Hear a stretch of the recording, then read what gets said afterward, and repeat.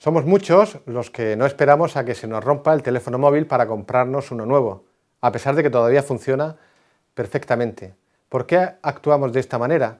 La respuesta es que nuestras necesidades son muy variadas. Pueden tener un carácter social, de reconocimiento e incluso de autorrealización. Además, no todos los consumidores tenemos las mismas necesidades, deseos o motivaciones. Algunos prefieren aguantar el teléfono más tiempo porque no han percibido los beneficios de comprar uno nuevo, o porque no quieren aprender a manejar el nuevo dispositivo, o simplemente porque no presentan una actitud favorable hacia el cambio.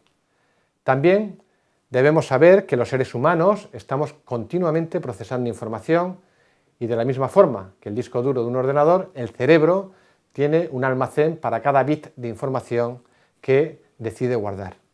De hecho, si observamos cómo trabaja nuestra mente, veremos que lo hace de una forma muy parecida al funcionamiento de un ordenador.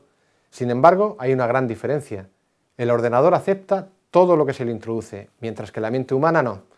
Bien porque hay un límite de almacenamiento de recuerdos, o bien porque son muchos los recuerdos que nuestro cerebro no desea almacenar.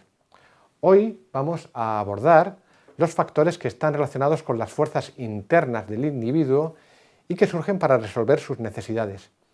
Estos factores internos son las necesidades, motivaciones y deseos, las percepciones, la experiencia y el aprendizaje, la memoria, las actitudes y las características personales.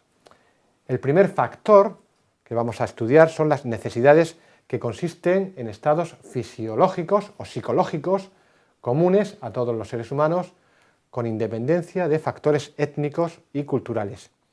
El esquema que seguimos es muy conocido. Primero, satisfacemos aquellas necesidades más primarias o fisiológicas y, a continuación, vamos satisfaciendo necesidades de autoestima, de seguridad, etc., siguiendo la pirámide propuesta por Maslow hace ya algunos años. Cuando pensamos que adquiriendo un producto podemos satisfacer una determinada necesidad, podemos decir que la necesidad se convierte en deseo. Por tanto, el deseo es la forma en la que se expresa la voluntad de satisfacer una necesidad de acuerdo con las características personales del individuo, con los factores culturales, sociales y ambientales y con los estímulos del marketing. Finalmente, cuando usamos o consumimos un producto, nuestros deseos se transforman en demandas, lo que significa que la demanda es la formulación expresa de un deseo y está condicionada por los recursos disponibles del individuo o entidad demandante y también por los estímulos de marketing recibidos. Así pues, las necesidades son independientes de las acciones de marketing realizadas por las empresas, pero no lo son los deseos ni las demandas, que pueden estar muy influenciados por dichas acciones. Otro concepto importante relacionado con las necesidades y los deseos son las motivaciones, que están en un estado intermedio entre ambas y que podemos definirlas como la predisposición general que dirige el comportamiento hacia la obtención de lo que se desea. El segundo de los factores internos, también muy importante, son las percepciones que tenemos los consumidores sobre los diferentes estímulos que recibimos a través de los 5 sentidos: la vista, el oído, el tacto, el olfato y el gusto.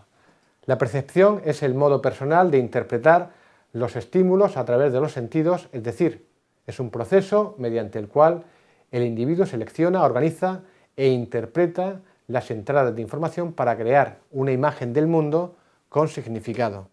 En la formación de la percepción intervienen estímulos provenientes del medio externo que configuran lo que llamamos sensaciones y elementos internos tales como las necesidades, las motivaciones, las experiencias, etc. Hay que decir también que la importancia que tienen las percepciones requiere que estudiemos sus 3 características básicas, es decir, que son subjetivas, que son selectivas y que son temporales. Igualmente, debemos saber cómo tiene lugar el proceso de formación de las percepciones desde la exposición a la información hasta la retención de la misma en la memoria.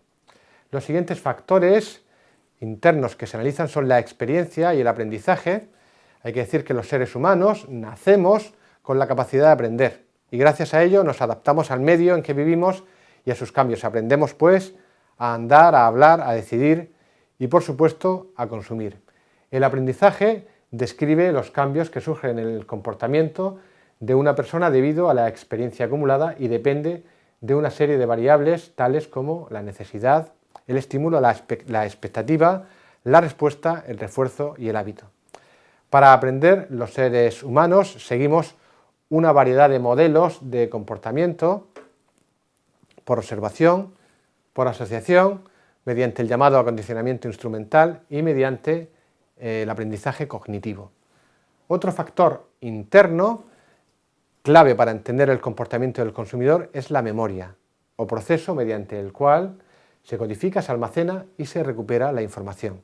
Existen tres sistemas o registros de memoria: la memoria sensorial o instantánea, la memoria a corto plazo o inmediata y la memoria a largo plazo o permanente.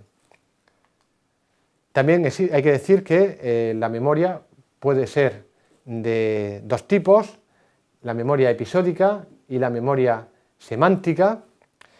Hay que decir que para memorizar un concepto, una imagen o un sonido es necesario que hayan ocurrido episodios o experiencias que permitan la definición de un determinado concepto, imagen o sonido. Por ello tenemos que distinguir entre ambos tipos de memoria, la memoria semántica y la memoria episódica. La primera almacena información sobre las definiciones que se tienen de las cosas. Estas definiciones pueden ser conceptos que se relacionan unos con otros o pueden formar imágenes o sonidos.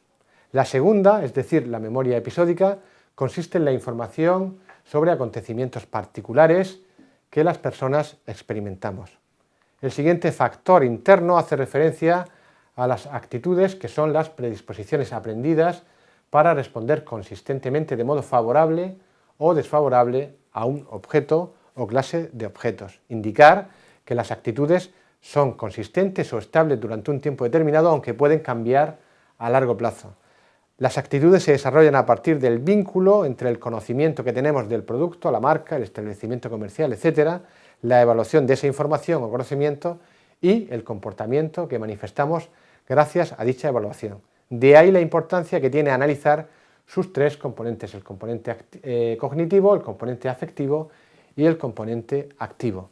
Finalmente, el último de los factores internos que nos influyen en nuestras decisiones de consumo hace referencia al conjunto de características personales propias de cada individuo. Estas características pueden ser demográficas, como la edad, el sexo, el estado civil, etc.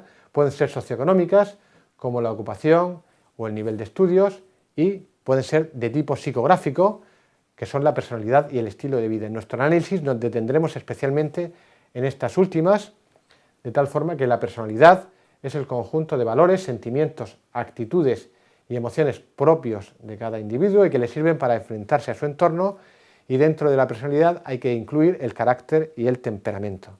El estilo de vida, por su parte, es la forma de vida que nace de las necesidades, percepciones, actitudes, intereses y opiniones individuales.